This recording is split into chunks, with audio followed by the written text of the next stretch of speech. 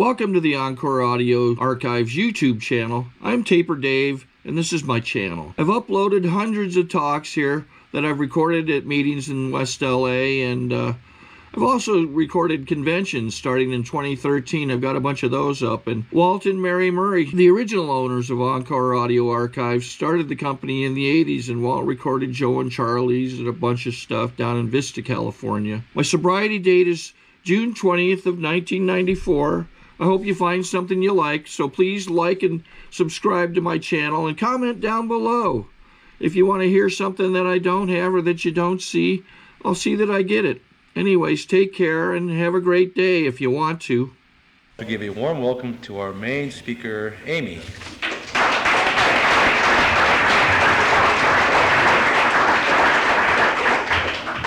Hi, I'm Amy and I'm an alcoholic. Hi.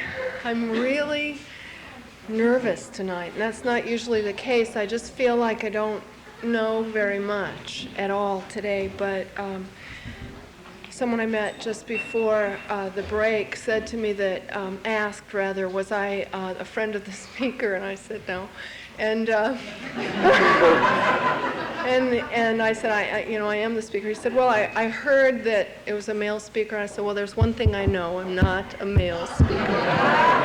I know that. I really am nervous, and I want to say why, just to get that out of the way. For a long time, it seems, for about the last 5 years, I've been asked to speak a lot, and it was really a lot of fun. And it felt, I think, like I felt very integrated with the process of my sobriety. I was really enjoying stuff that was happening in my sobriety. I learned a lot. And that's not the case right now. The case is that I feel a distance from an understanding, a distance from a real comfort. And I want you to know that it's possible to stay sober anyway. It's an uncomfortable time, and I'm not exactly sure why. But I'll talk about that. The most important thing for you to know about me is that I'm an alcoholic. The alcoholic that I am is somebody that grew up in a household where both parents were alcoholics. I'm part of a very big family. I'm one of 10. Not all of us are alcoholics, but all of us were affected by alcoholism in every way. And many of us now are sober and just trying to live a life that involves some recovery rather than reaction, just complete series of reactions in our lives. And that's particularly true for me right now. Growing up, I've gone through a lot of phases in my sobriety, and there was a distinct ACA coda phase of my sobriety, and that was where I identified all the things that happened in my family growing up as not necessarily the fault of my parents, but certainly I pointed to that regularly as why I was the way I was, and I didn't go very much further into what could change, or what could be different, and that's very different now. I talk about where I came from because I remember when I was new, I was asked to speak at a meeting, 10-minute sharing, and I said, I'm an alcoholic and my family loved me, almost as if to say, I became an alcoholic just to spite them. I understand now that's not the case, genetically, psychologically, emotionally, obsession-wise, I am an alcoholic. I am of that ilk, and so there I was in this family. My father was the kind of drinker that could function. My mother was not. By the time I was 6, she was in the bed, not constantly, but she would go for binges, and have to go into the bed and so on and so forth. And that time we lived in Mexico City, and it was a huge change in my life. There was no more my father was no longer there, my stepfather was now there, my mother was now suddenly, she was the classic alcoholic woman who just went, I remember her as being sober in Los Angeles and getting to Mexico and hardly ever seeing her sober again. It just happened like that, it just seemed to be so sudden. And it's almost as if the lights went out in my life at that time. And I remember feeling then some feelings I've been feeling this week, that feeling of incredible loneliness, although being in a crowd. That is a feeling I remember as a little kid, with all of these family members running all around. I just felt so lonely. I felt so isolated. I felt like I couldn't connect with people. And my reaction to the alcoholism in my house was to pretend, to go into a fantasy world and to go into whatever I could find that was good. I would heighten it to the point, sort of close in focus onto that point and magnify that to the extent that everything else would recede in my experience. I would just deny it, essentially. And so in my mind, the more of a drunk, an alcoholic home I lived in, the more beautiful my mother became to me, her sober times. And that became a character defect. I mean, I carried that into my present life, denial. And, that ability to just fantasize and change things all around just to suit me because I can't bear it. I can't stand it the way it is. And so I did that, and I learned a lot in those days. I learned a lot about lies. I learned a lot about reconfiguring the truth, or what was happening. I learned to totally disdain any authority, because any authority that may be directed in anything that would be directed towards me was changeable in short order, or certainly could be ignored. So that creates more character defects to add to the pot of this burgeoning alcoholic that I became. I had drinks when I was a little kid, when we had family events and there were drinks on the table and that sort of thing, wine drinking at dinner.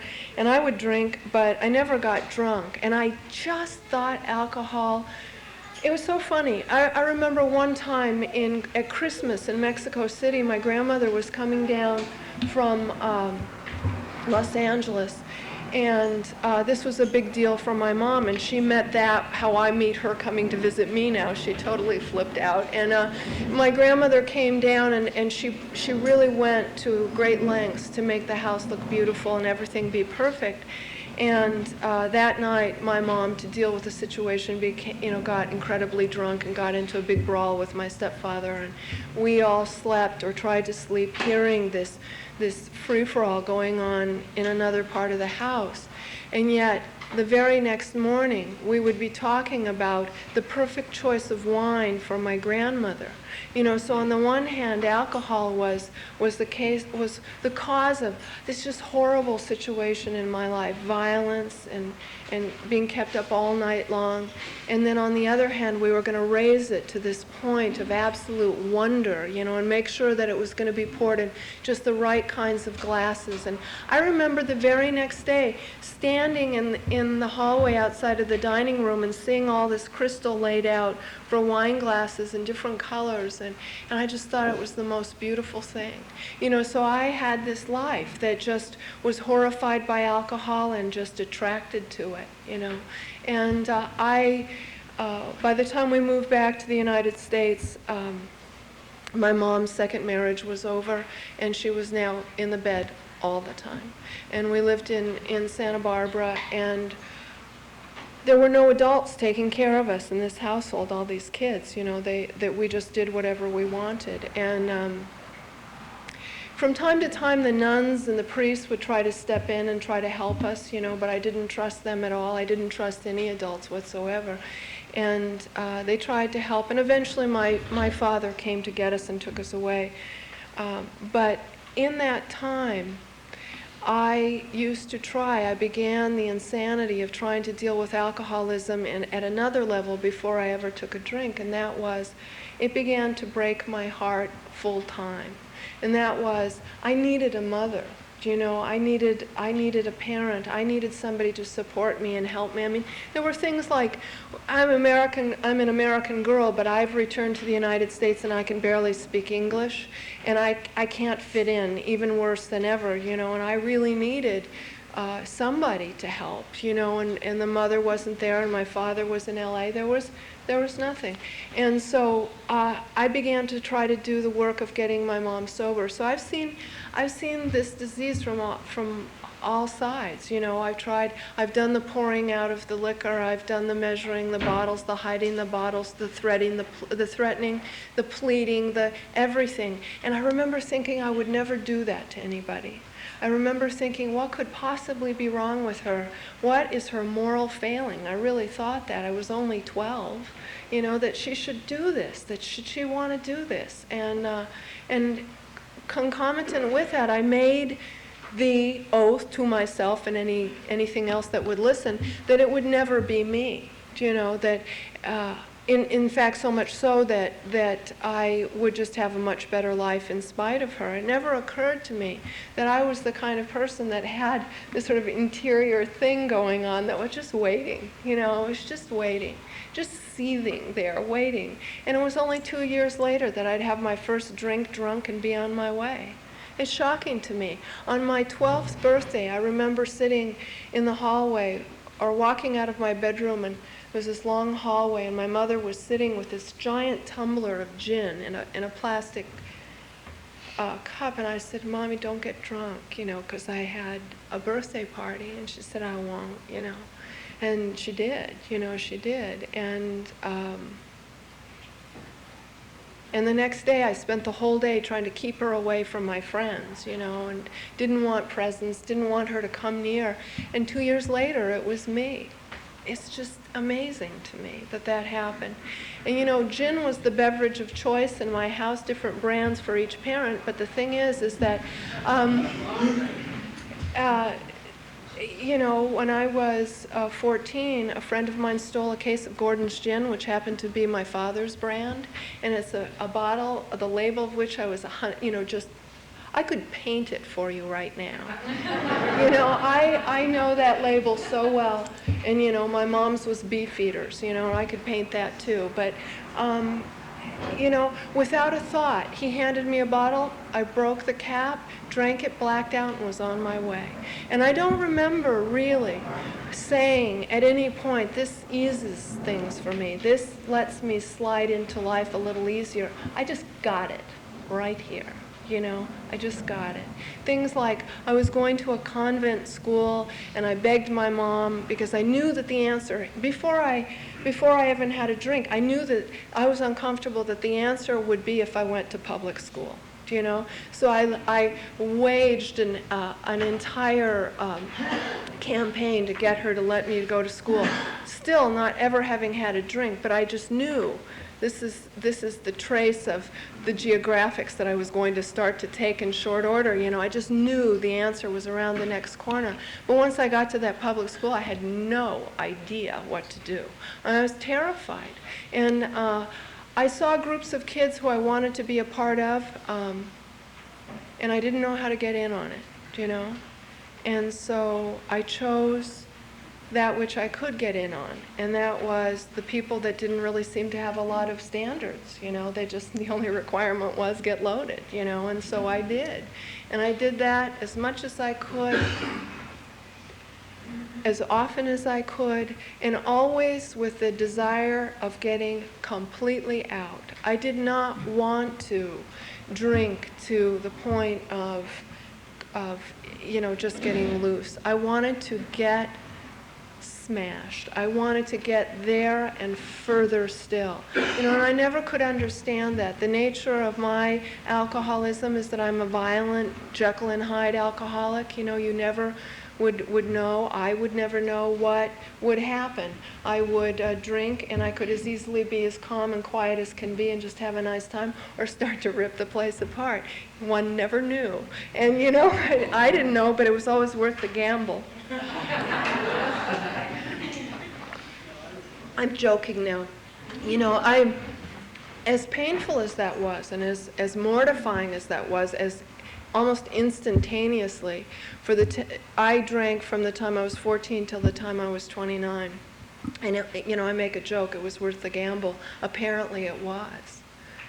Because despite the fact that my drinking would end up with me with cuts and bruises in places that I didn't know how I had gotten there, or, days later with no explanation, somehow within a couple of days, weeks, or months, that drink would be on the table and I would just be calling my name, And all of that stuff that had mortified me 2 weeks before, 2 days before, 3 hours before, didn't, as the books say, rush into the mind. It just did not.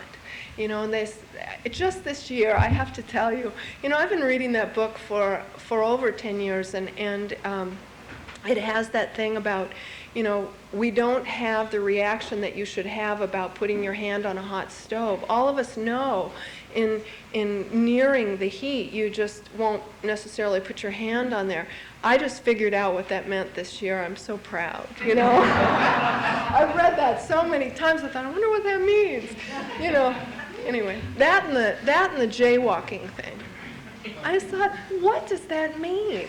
Jaywalking, who jaywalks for fun? Anyway, these were things to these things kept me entertained while I stayed, and I would just,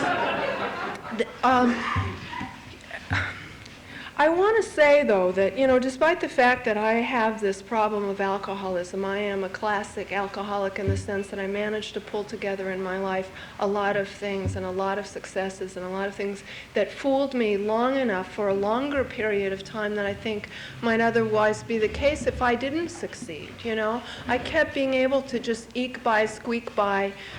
No, that's not true. I did very well in whatever I seemed to try. It usually took me a little bit longer than it would other people if they had their full attention to give to it. But I did well, and I got things. I got what I was after. But that what I'm beginning to realize is that the things that I thought I would select as my goals were the things that I thought would help me, that they would reach beyond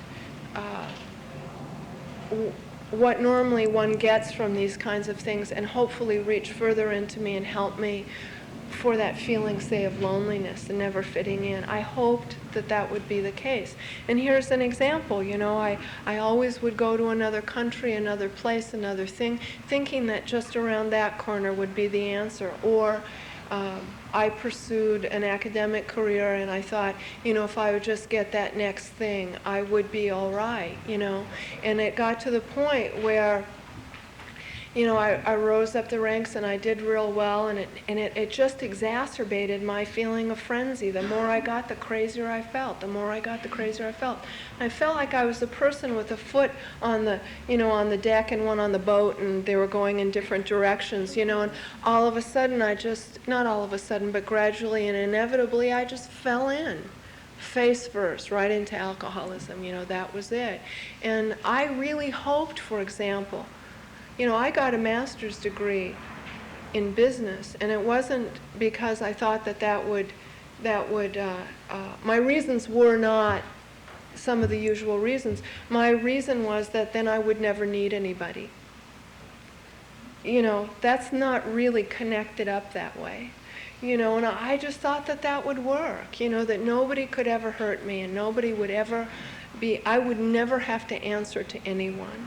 And that was what it was all about. Everything I did had this crazy little reason behind it that was my own. And mostly it was about protecting me. Mostly it was about putting some distance between you and I so that you couldn't hurt me anymore. And I never understood when I drank why I would burst into these rages. I never understood that. And it wasn't until the 4th year of my sobriety that God saw to it that I should see. And in my 4th year of sobriety, it was revealed to me in a very quiet and a very gentle way that I had never anticipated, some truths about the way that I had been brought up that I had never known. And it was so painful to me to realize this, or to experience this as a kid, that I had just blocked that whole part out of my life, just snipped it out, just snipped it out. And one day in a conversation with my sister, you know, I was trying to be a good sister, you know, and I knew that she had been abused by my brothers, and you know, I was talking to her and I said, you know, how does that affect your marriage, you know? I mean, I've read all the books, right? And what happened, I said. And she said, well, you ought to know, you were there. And I didn't know, you know, I didn't know. And all of a sudden, I was in a realm in sobriety, you know, in those ACA years, I had taken a pickaxe to my life, you know, and I just wanted to have at it. I didn't know what I was looking for, you know, but I was just going to dig, and get to why I was the way I was. And then suddenly, here I was in my sister's driveway, trying to be a nice sister in a rainstorm, trying to listen. Like the leader said, you know, just trying to listen. And exposed comes this part of my life that I had no conscious awareness of. And all of a sudden, my sobriety took a turn, you know. I had to deal with some things that I didn't want to deal with. And I don't say that as anything but that has happened to me many times in different ways, you know, wherein my sobriety, I've just been going along and then something just opens up, both good and very serious and difficult, you know, and I've had to stick and be with it. And so I went into therapy at that time and I did the program and I stayed very close with the sponsor and so on, and I got through that time to the best of my ability. And I used the program to work with my brothers. And it didn't happen the way that a lot of people here say. It didn't happen like, well, you know, I forgave them and this and that. You know, I had to remember first. I mean, you know, I had to come aware first. Awareness being the first step, you know. Admission that this had even happened. I couldn't admit it. You know, as much as my family had said to me, yes, it happened. You know, many members of my family, finally when the cat was out of the bag, you know, it was like, yeah, it happened. And I was the one who wanted to shove the cat back in the bag, you know, and I didn't want to deal with it. And I had to. And so I ended up using these steps. I ended up using the steps to get through this with my brother and my mother, you know, because my feeling was, you know, how she had, you know, God damn it, you know, where was she to protect me? And I started to come into some rage, and I had to use these steps, you know, I had to start using that. And it was no longer a matter of you know, frivolity or we do the steps here. It was like we do the steps.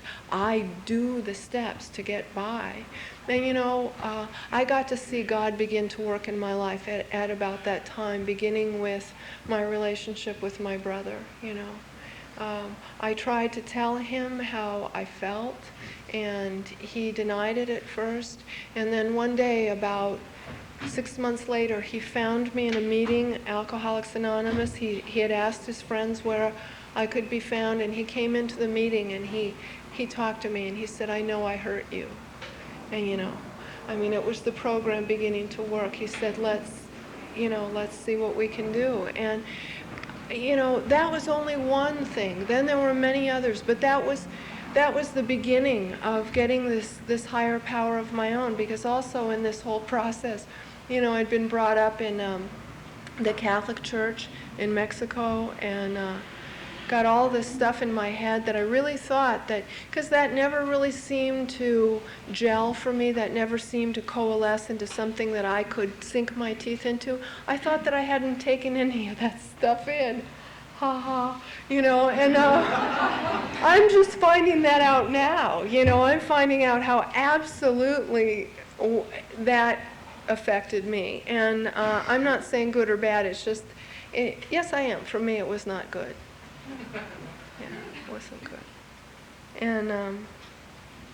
And so the worst thing about that is it made me not trust God. It made me not trust God. It made me think, oh no. You can't tell me that this is something someone that will love me unconditionally, because, I had proof that that was not the case. And, what ended up happening, as is the case also with me, is that I had to lose a lot of things in about my 6th year of sobriety. I mean, I had to lose everything. And then it was almost as if my higher power had my attention, because I'm a person that always has another idea. I'm pretty resourceful. When it comes to, facing things or not, I've always got one more idea. And it was one thing of losing a lot. The relationship went, the job went, the sponsor went, the money went, the health went. I mean, I felt like one of those little, those inflatable bozos that have sand in the bottom, just like bong, bong, bong. And, I just staggered around in AA for a while. And I'll tell you, this may not be your experience. I came to my knees then. I had no choice but to let people come into my life, no choice whatsoever. And for a person who I told you whose main purpose in life was to distance you from me, an awful lot had to happen to get, I guess just an awful lot had to happen before I could pay attention in the way that was necessary for me to be able to start letting this higher power, or to even observe a higher power's presence in my life. Now, I don't mean to suggest that this was a punishment. I don't think so. I think that it was just what it took. We are people who can withstand a lot. Let me put this. I am a person who can withstand a lot. It takes an awful lot of stuff to stop me, to get my attention, And it just does, and I just keep going, And it was awful. It was brutal. And I want to tell you something. In that time, a lot of people said to me, "You're not working the program right." And I just want to say right now, that is not the case. I was doing everything I could do. What was happening to me is that stuff was bubbling up to the surface that had been stuffed down in there for so long. And I had not alcohol, I had not a person, I had not shopping, I had nothing to put in its place. And I was flattened by the grief I felt. I was flattened by the fear I felt, because I felt I would never right myself again. I felt I was in a sand pit, trying to claw my way out. And I remember being in my house sometimes, because I'd go to meetings and people would talk about what they did to feel better. They prayed, they got down on the floor, like that. So I'd get down on the floor like that, and just say, I got to the point where I was just saying, what do you want from me, And I, I remember a sponsor saying to me, just hang in there, it'll pass, this program works. I was so angry, I said, this program does not work. That is merely time passing, work is coding, work is like change, but to me, the gradual, working out of this stuff, out of my system and out of my mind and out of that, I couldn't bear it. But I want you to know something. My feeling is that after that experience, I was transformed. I'm a person who has changed. I can feel it. I feel different than I did before. I am more connected to myself than I have ever been before. And I really reveled in that for several years and really just felt tremendous. And every time something would come up in my life that would be a challenge or something, I just had the program, I had my relationship with God, and Yahoo, I just had the answer. And I sponsored a whole lot of people, and I became, kind of visible in AA, which was like, kind of felt nice. I was part of this community, and it just felt great. Well, I'm here to tell you that that's changed. That's changed. It got to the point where I was no longer comfortable with all of that stuff.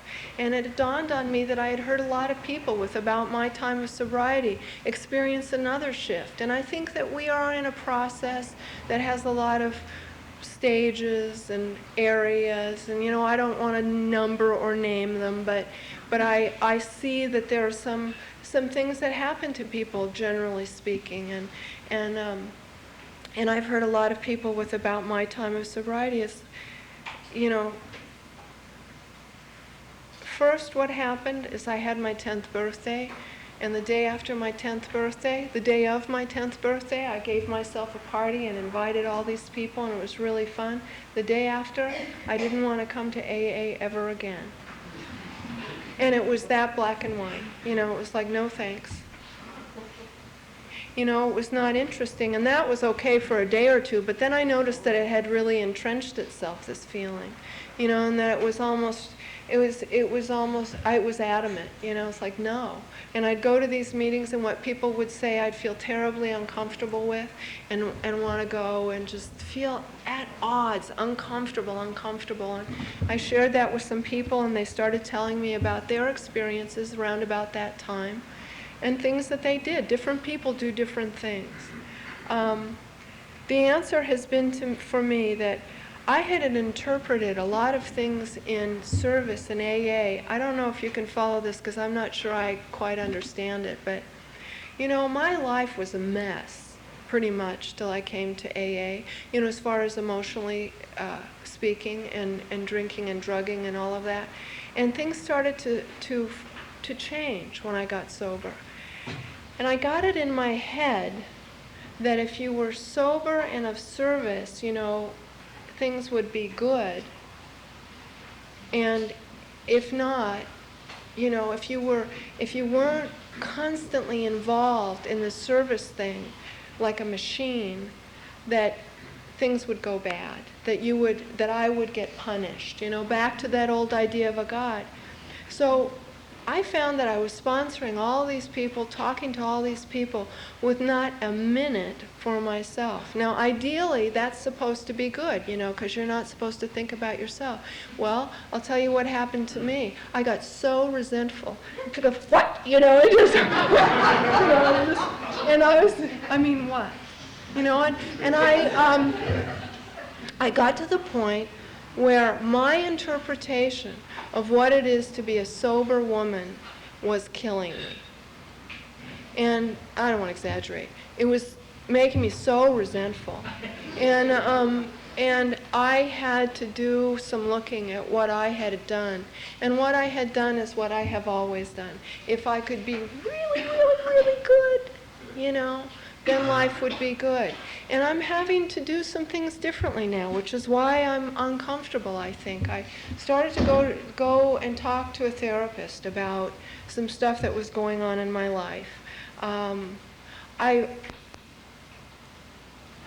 had a problem with that too, because I thought, you know, if you're really a good AA, you know, you do the AA thing and that should be enough, and it should be all of the answers. And it made, in this process, I started to look at some things that I have been doing repeatedly throughout my life that have absolutely been unserviceable. I mean, they've worked, and they are starting not to work. I don't know how to exactly put it, but it's involving, God forbid, I never thought I would say this, being genuine. I hate that word, genuine.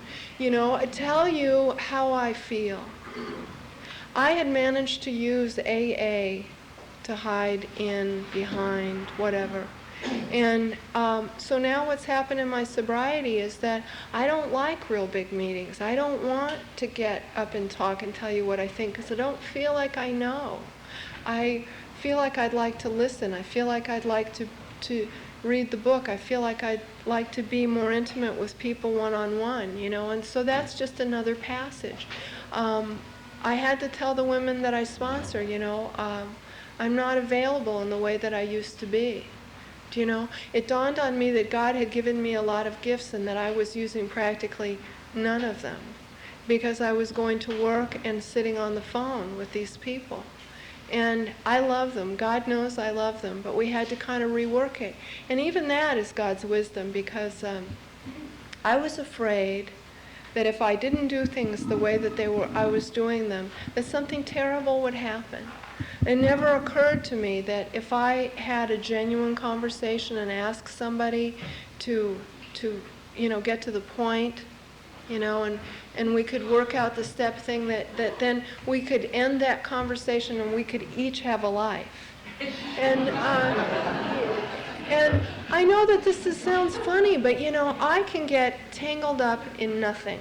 I can get completely turned around. And I found out, my big solution to the way that I lived is to fold myself into the smallest possible piece of thing so as not to bother you.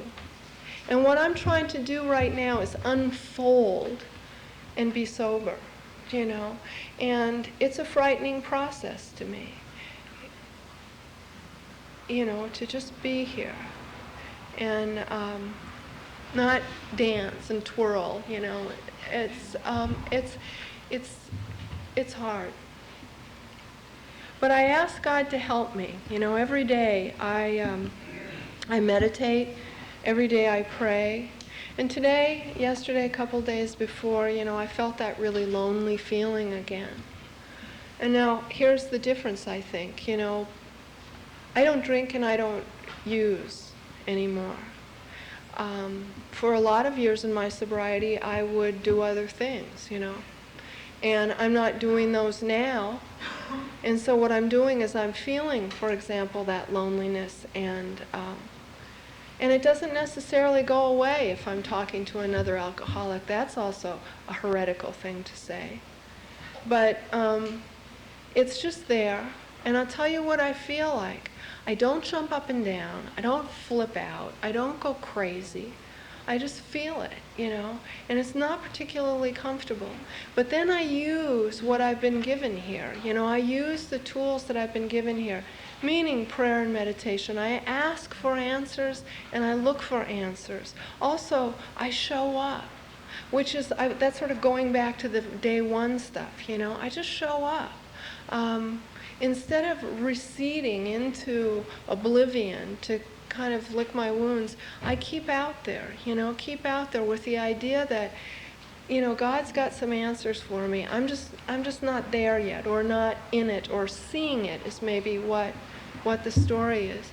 And none of this would be possible if I weren't sober. And I'm always astonished by that. Right now, I sponsor a woman that slipped 4 or 5 times, and she called me.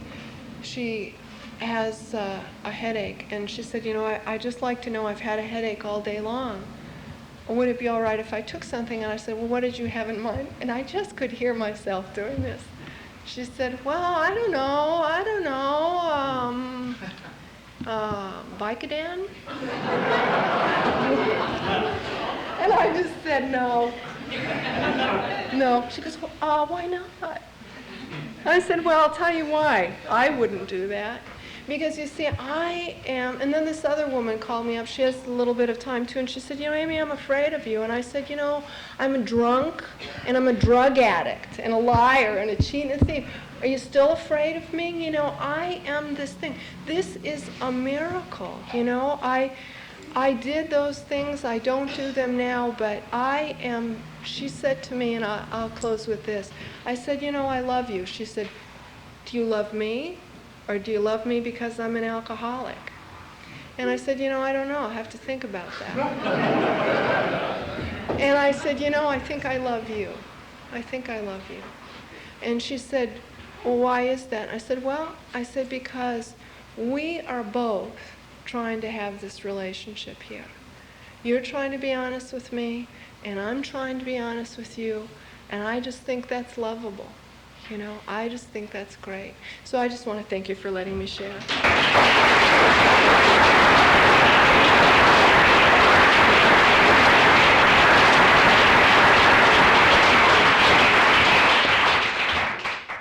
Sorry to interrupt your viewing. Taper Dave here. Just wanted to take a second to ask you to like and subscribe to my channel. Let me know if you like what you're listening. I've got some very good talks here, and this one's a great one. Just curious, do you think this is better than Zoom? Tell me what you think. Okay, this is how I prepare my drone for launching. I like to do it inside the cab of my truck so I don't not standing outside in the weather. To install the joysticks for control, up and down, right and left, powered on. I have an Android phone that I use to connect it to the drone with. And it's actually controlled through the iPhone, through an app. Oops, wrong way. It's actually controlled through the iPhone, or through this Android phone, through the app. It's actually controlled through the Android phone, through an app, and you connect it through this short connection right here.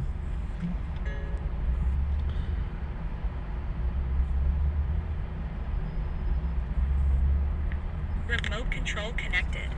Remote control's connected. So I pull out the drone.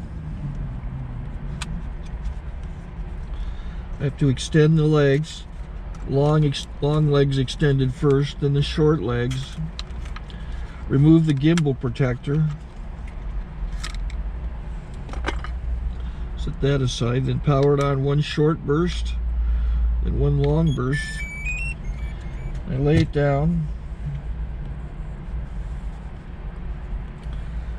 So I have to go to calibrate. So the drone's not connected yet. It shows you here as this drone gets disconnected, even though the remote's powered on. So the drone has to establish it's connected. So I go into the app to calibration mode. First I'll calibrate the remote controller. Start calibration. Out, in, oop, out, in, up, down. And then this little wheel is to control the gimbal.